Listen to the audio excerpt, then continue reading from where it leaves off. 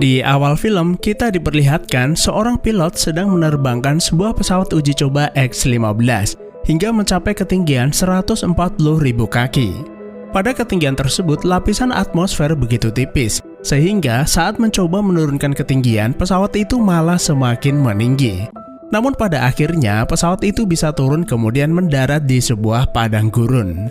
Banyak orang memuji kemampuannya menerbangkan X-15. Meski ia terlempar keluar atmosfer, tapi nyatanya ia mampu mengendalikannya dan mendarat dengan selamat. Kelak, pilot tersebut akan menjadi orang pertama yang menginjakkan kaki di bulan. Siapa lagi kalau bukan Neil Armstrong? Film ini dirilis tahun 2019 dan berjudul First Man, yang mengisahkan bagaimana perjalanan karir Neil Armstrong sebelum akhirnya mendarat di bulan untuk pertama kalinya. Meski kisah hidupnya tidak diceritakan secara detail, seenggaknya sudah cukup memberikan gambaran kepada kita bagaimana perjalanan hidupnya. Sekitar Januari tahun 1962, Neil dikunjungi rekannya sesama pilot bernama Joe. Ia memberitahu bahwa NASA sedang mencari astronot untuk proyek Gemini. Siapapun boleh mendaftar meski Neil dari kalangan sipil. Namun, untuk saat ini, Neil itu belum bisa memutuskan apakah ingin mendaftar atau tidak. Karena saat ini, ia sedang fokus menjaga putrinya yang sedang sakit. Karen adalah anak kedua dari pernikahannya dengan Janet Armstrong. Putrinya tersebut diketahui mengidap tumor otak. Namun, sebelum Neil berhasil menemukan perawatan yang sesuai, Karen meninggal beberapa hari kemudian.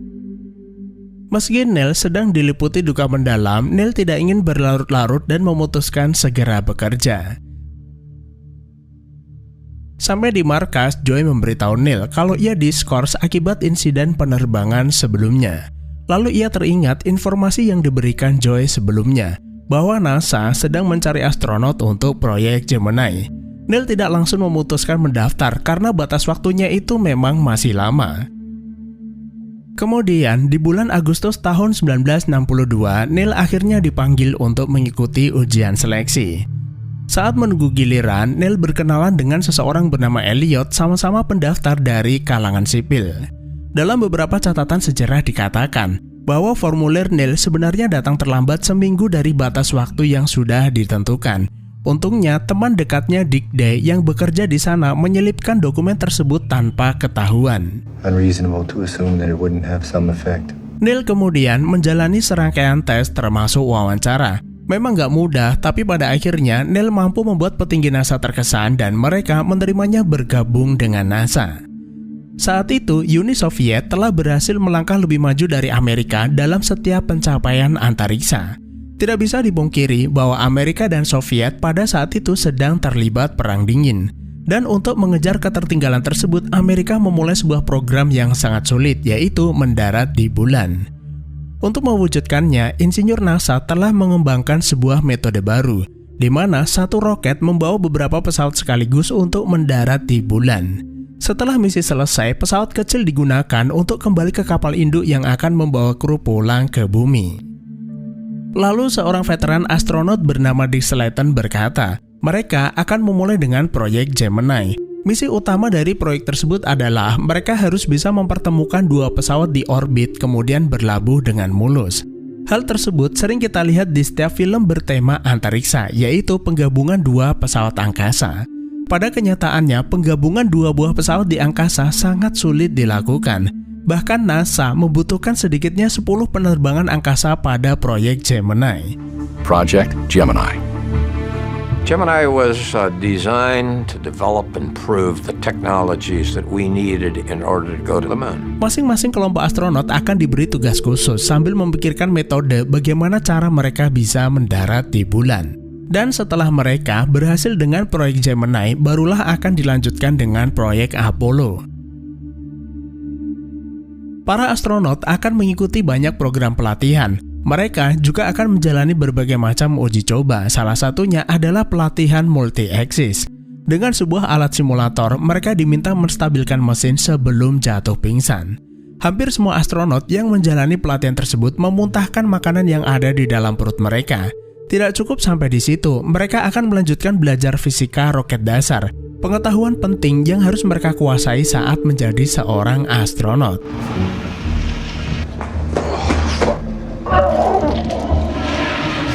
Setelah bergabung dengan NASA, Neil bersama keluarganya saat ini tinggal di sebuah komplek khusus di mana para astronot lainnya juga tinggal di sana.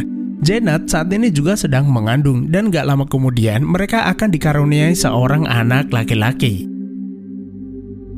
Suatu malam, Neil mengundang dua tetangga barunya ke rumah. Mereka adalah Ed White dan Elliot, sesama astronot yang tergabung pada proyek Gemini. Saat ini, Ed White sedang menjalani Gemini 4, sementara Neil dan Elliot bertugas membantu persiapan misi Gemini 5. Ed berkata kalau mereka nanti akan mendapat misi sendiri. Lalu mereka melihat siaran di televisi yang memperlihatkan kalau Soviet telah melakukan EVA atau Extravehicular Activity pertamanya, yang akan dilakukan Ed White pada misi Gemini 4. EVA adalah aktivitas apapun yang dilakukan seorang antariksawan di luar pesawat angkasa mereka. Jadi kalau teman-teman lihat di film-film angkasa terus astronotnya itu jalan-jalan keluar pesawat, itu biasa disebut dengan istilah EVA. Setelah proyek Gemini 4, proyek dilanjutkan ke Gemini 5 yang direncanakan akan mengangkasa selama 8 hari. We've got a big EVA plan for 8. Dave's a workhorse. You're probably going to be the first to dock. Usai membantu peluncuran misi tersebut, Neil ditunjuk menjadi komandan misi Gemini 8 dengan Dave Scott sebagai pilotnya. Saat itu, ia juga dikenalkan Buzz Aldrin yang kelak akan menjadi orang kedua yang menginjakkan kakinya di bulan. We get the Agena back online. Pihak NASA juga akan mengaktifkan kembali Agena yang saat ini berada di orbit bumi. Agena merupakan sebuah target vehicle yang akan digunakan untuk melakukan penggabungan. Jika berhasil, maka mereka akan menjadi yang pertama melakukannya. Some bad news about Elliot. Lalu di suatu sore, Neil mendapat sebuah kabar buruk bahwa Elliot dan Charles diberitakan mengalami kecelakaan saat menerbangkan pesawat jenis T-38, sebuah pesawat jet supersonik yang digunakan untuk latihan pilot dan astronot NASA. Elliot sebenarnya akan tergabung dalam misi Gemini 8, namun ia dipindah tugaskan. Buzz Aldrin mulai berspekulasi mengenai kecelakaan yang dialaminya, namun Neil enggan berkomentar karena dia bukan pilotnya dan tidak menyelidiki kecelakaan tersebut.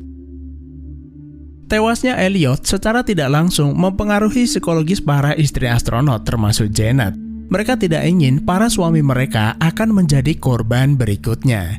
Karena bagaimanapun juga penerbangan keluar angkasa sangatlah beresiko. Kemudian di bulan Maret 1966, Gemini 8 akhirnya siap untuk diluncurkan.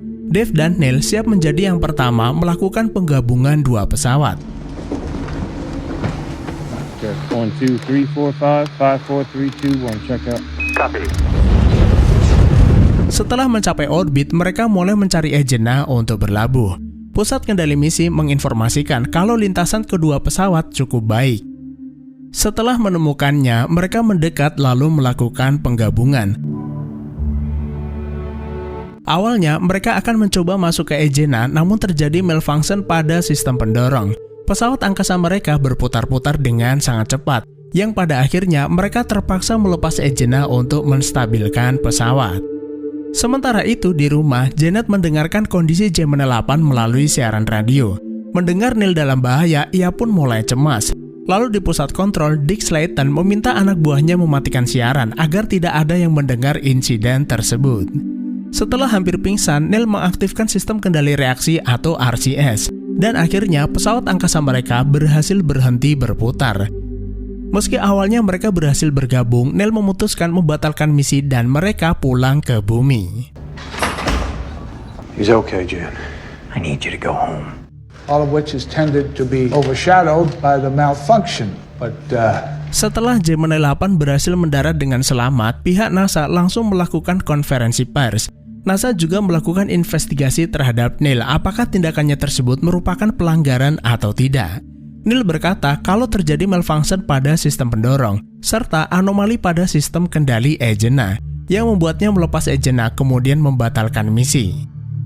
Setelah mendengar penjelasan Neil, petinggi NASA tidak langsung menyalahkan, namun untuk sementara mereka akan menunda keputusan. Segera, insiden tersebut menjadi bulan-bulanan media. Mereka mulai mempertanyakan program NASA. Apakah uang yang telah dikeluarkan demi mewujudkan ambisi sebanding dengan keselamatan mereka? Deke pulled me aside and told me that him and Gus want me on the crew. Don't bother sitting, it's going to be a short meeting. Lalu 2 hari setelah pendaratan Gemini 8, NASA mengkonfirmasi bahwa Neil akan menjalankan misi Gemini 11. Misi tersebut juga akan menjadi misi terakhirnya pada proyek Gemini. Beberapa bulan kemudian, Edward memberitahu Neil kalau ia sudah ditunjuk Dick Slayton untuk terbang dalam misi Apollo 1 bersama Gus Grissom dan Roger Cavey, yang artinya Edward akan menjadi orang pertama yang mencoba teknologi baru yang sudah dikembangkan. Sorry guys, we'll get this squared. Suatu hari, Neil dipanggil petinggi NASA. Mereka akhirnya memutuskan kalau Neil tidak bersalah atas insiden Gemini 8. Berkat tindakannya, dirinya dan Dave masih hidup, aset yang sangat penting bagi NASA. Mereka kemudian meminta Neil bergabung dalam proyek Apollo, sebuah proyek yang memiliki tujuan untuk melakukan pendaratan di bulan. Dengan senang hati, Neil menerima tawaran tersebut. Lalu di bulan Januari 1967, Edward dan 2 astronot lainnya menjalani pra-penerbangan. Tujuannya adalah mencoba model baru dari pesawat yang dikembangkan NASA. Very, very bullish on Apollo, Senator. Di hari yang sama, Neil Armstrong saat ini berada di Gedung Putih menghadiri penandatanganan Traktat Luar Angkasa bersama PBB, yang akan menjadi dasar hukum yang mengatur segala aktivitas di luar angkasa. Anggota DPR yang juga hadir di sana berharap proyek Apollo ini berhasil, karena negara sudah menghabiskan banyak uang dan masyarakat mulai meragukan apakah proyek NASA ini bermanfaat. Sementara itu, di lokasi peluncuran, sesuatu terjadi pada Apollo 1. Komunikasi di dalam pesawat mendadak terputus. Lalu terjadi konsleting listrik di dalam dan membuat mereka bertiga terjebak dalam kobaran api yang semakin membesar. Segera, Dick Slayton menelpon Neil mengabarkan insiden tersebut. 3 kru yang menjalani uji penerbangan ditemukan tewas sebelum dilakukan peluncuran. Dari hasil penyelidikan, insiden tersebut disebabkan korsleting listrik. Percikan api yang ditimbulkan membakar oksigen lalu terjadi kebakaran di dalam kabin pesawat. Meski penerbangan pada Apollo 1 gagal, proyek Apollo tetap dilanjutkan. NASA kemudian menerbangkan Apollo 4 yang menjadi penerbangan perdana proyek Apollo tanpa awak. Penerbangan berawak mulai dilakukan pada Apollo 7 dengan misi 11 hari mengorbit di bumi. Segera setelahnya, Neil ditunjuk menjadi komandan cadangan pada misi Apollo 8. Tahun 1968, Neil melakukan pengujian terhadap lunar landing, yaitu kendaraan yang digunakan sebagai wahana pendaratan di bulan. Saat melakukannya, Neil kehilangan kendali dan memaksanya melontarkan kursi penyelamat. Pejabat NASA menganggap alat itu tidak aman, namun Neil bersikeras bahwa LLRV adalah simulasi terbaik yang mereka miliki. Tanpa kendaraan itu, mustahil mereka bisa mendarat di bulan.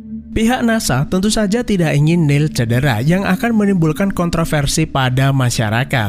Neil hanya berkata sudah terlambat jika saat ini mereka mengkhawatirkan resiko. Karena program luar angkasa ini nyawa adalah taruhannya. Tidak sedikit sejarah mencatat roket meledak di tengah jalan bahkan sebelum mencapai angkasa. Selain itu, warga negara Amerika sendiri menganggap bahwa proyek NASA ini hanyalah pemborosan yang dilakukan negara. Belum termasuk nyawa yang melayang akibat berbagai macam insiden. Meski begitu, tidak sedikit yang memberi dukungan, karena demi perkembangan pengetahuan yang luas sudah semestinya ada harga yang harus dibayar. Proyek kemudian berlanjut pada misi Apollo 8 dan 9, misi berawak dengan tujuan orbit bulan. Mereka melakukan uji coba pada modul lunar yang akan digunakan astronot untuk melakukan pendaratan di bulan. Dan akhirnya misi Apollo 10 akan menjadi misi gladi resik sebelum astronot benar-benar melakukan pendaratan pertama di bulan. Everything stays on track. We'd like you to command. Lalu di bulan Maret 1969, Neil ditunjuk sebagai komandan misi Apollo 11 melalui konferensi pers yang diadakan NASA. Ia akan terbang bersama Buzz Aldrin dan Michael Collins.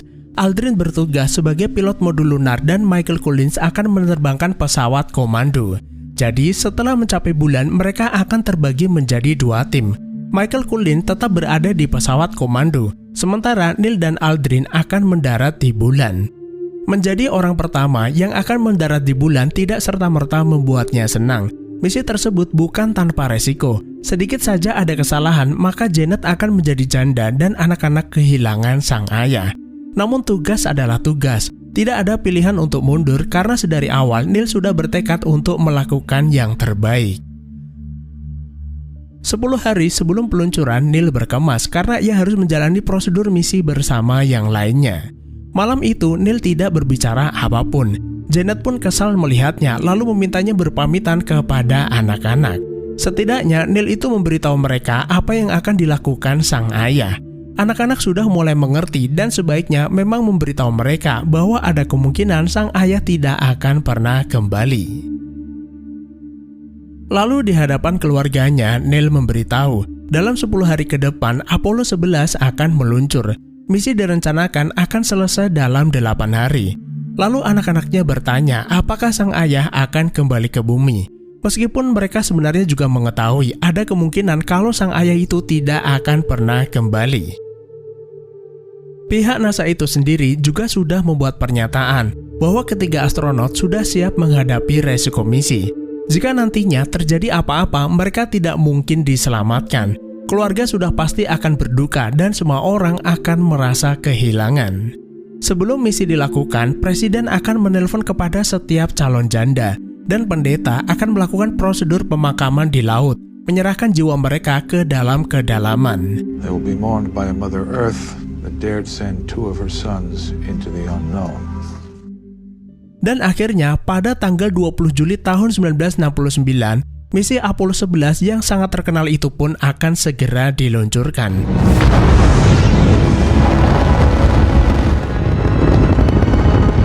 Beberapa bulan sebelum peluncuran Apollo 11, NASA sudah menerbangkan modul lunar dan modul komando. Dan setelah mencapai orbit, Neil dan yang lainnya hanya perlu menggabungkan keduanya kemudian mendarat di bulan. Hal inilah alasan kenapa proyek Gemini begitu penting dilakukan. Sejarah mencatat ada sekitar 1 juta orang menonton peluncuran Apollo 11 di sekitar lokasi. Disiarkan langsung pada 33 negara. Selain itu, jutaan orang lainnya mendengarkan melalui siaran radio. Presiden Amerika Richard Nixon juga menyaksikan peluncuran di Gedung Putih bersama perwakilan NASA. Penentuan siapa yang akan menginjakkan kaki pertama di bulan bukan tanpa drama. Pada skenario pertama, Buzz Aldrin yang dipilih, karena dia adalah pilot yang mengendalikan modul lunar. Belakangan diputuskan bahwa Neil akan menjadi yang pertama karena dia adalah komandan misi. Namun Buzz Aldrin tidak setuju karena Neil adalah astronot yang berasal dari sipil. Lalu mereka mencoba melakukan simulasi pendaratan untuk menentukan siapa yang akan keluar terlebih dahulu. Namun tanpa sengaja Aldrin malah merusak alat simulator. Hal itu cukup bagi perencana misi membuat keputusan dan Neil tetap akan menjadi orang yang pertama. Setelah menempuh kurang lebih 380.000 km dan 3 hari perjalanan, Apollo 11 akhirnya mencapai orbit bulan. Sebelum mendarat, mereka tercatat mengelilingi orbit bulan sebanyak 30 kali. Setelah menemukan lokasi pendaratan yang sesuai, Buzz Aldrin dan Neil memasuki Eagle, nama modul lunar yang akan mereka bawa. Modul lunar tersebut membawa 2 bagian, kapsul bawah untuk mendarat dan kapsul atas akan mereka gunakan untuk kembali ke pesawat komando. Setelah siap, Buzz Aldrin langsung menerbangkan Eagle untuk mendarat. Sementara itu, Mike Collins tetap berada di pesawat komando menunggu mereka berdua di orbit bulan. Proses pendaratan itu cukup menegangkan karena Eagle bergerak terlalu cepat dan mereka mendarat cukup jauh dari lokasi titik yang sudah ditentukan. Setelah berhasil mendarat, Neil menghubungi pusat kontrol. The Eagle has landed. Very smooth touchdown. Neil dan Aldrin segera mempersiapkan alat-alat yang diperlukan. Saat melakukan latihan pada simulator, mereka itu hanya perlu 2 jam saja. Namun pada kenyataannya, mereka butuh waktu selama 6,5 jam sebelum akhirnya keluar.